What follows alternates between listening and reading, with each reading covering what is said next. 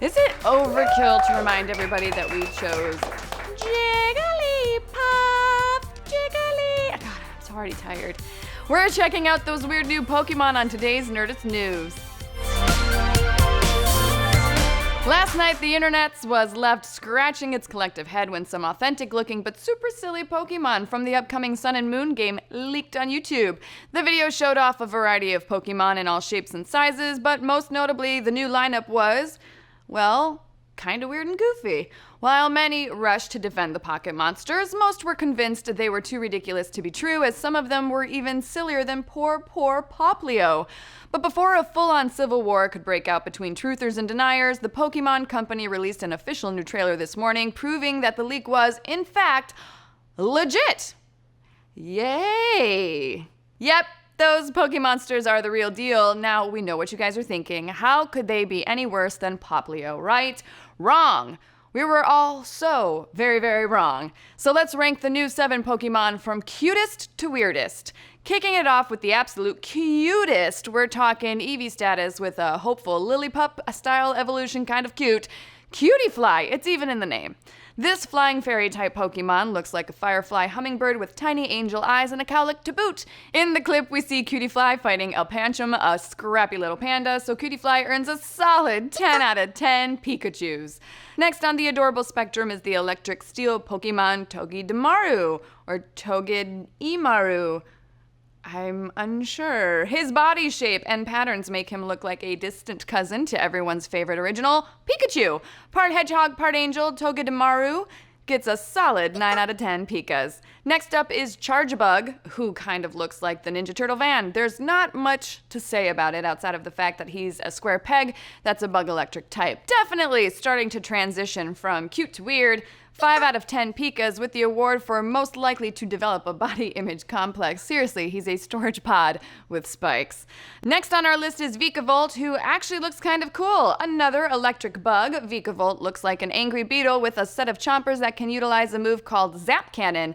Might be cool enough to outweigh the weird look of that hand fan coming out of his butt. 5 out of 10 Pikas for the cool look and abilities. But not even cool abilities could be enough to save our next beast.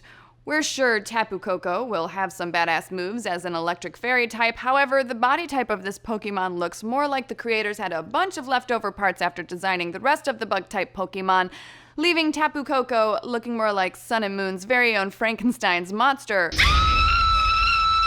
Or Professor Oak's monster. 4 out of 10 Pikas for creativity. Second to last and just in time for Brexit, we've got Bruxish, a nightmarish water and psychic type clown/rainbow fish Pokemon with piranha teeth and a ball on his head that opens up to reveal a flower. Sure, because why not? Actually, you know why? Because he's trying to lure them in.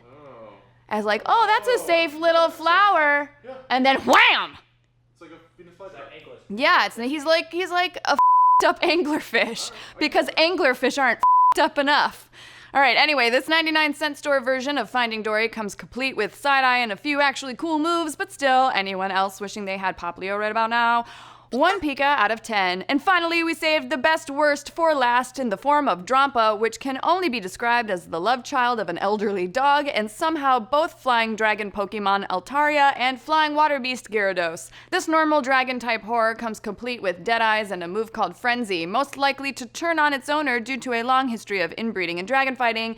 0 out of 10 Pikas, but 10 out of 10 Poplios.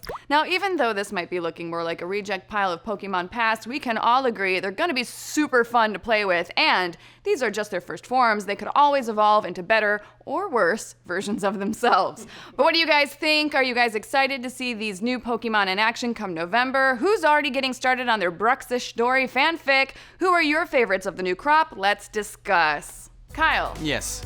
What is your favorite Pokemon from the new batch? I think I'm still gonna go Poplio. Good for you, Kyle. And what's poppin'? Hey! Because science! We actually didn't plan that. We did. What happens if you decapitate Deadpool? Do you get one Deadpool back? Does his body grow a head and his head grow up? Do you get infinite DP? Find out on Because Science today. I'm just letting you end that.